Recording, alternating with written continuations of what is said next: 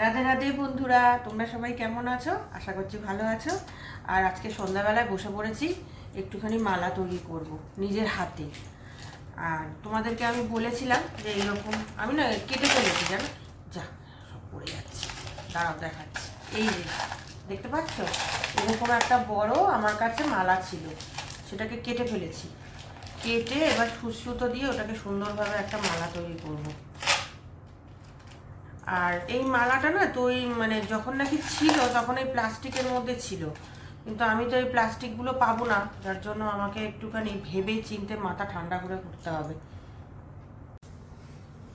এইরকম না সব ভাগ ভাগ করে নিয়েছি। প্রথমে আগে এই বড় দানার পুঁতিগুলো দেব, বড় দানার পর দেব ছোটোগুলো, তারপরে মাঝখানে এটা হবে, তারপরে আবার ছোট দেবো, তারপরে বড় দেবো, আর তার মাঝখানে এই লাল পুঁতিগুলো দেবো, আর এইগুলো দেবো মাপে মাপে ঠিক করব এগুলো।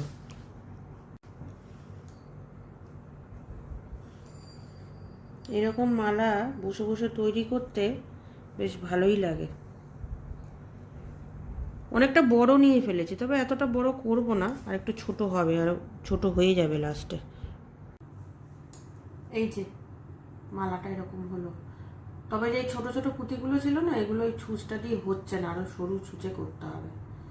এই ধরো এতটার মতন থাকবে, পেছন দিকটা তো আর হবে না, এই এতটা হয়ে যাবে। এই একটা কমপ্লিট হলো। কেমন হয়েছে এই দেখো, কত সুন্দর হয়েছে না? আর এটা যখন পরবে খুব সুন্দর লাগবে। তবে হোয়াইট ড্রেসের সাথে না এই জিনিসগুলো খুব ভালো যাবে।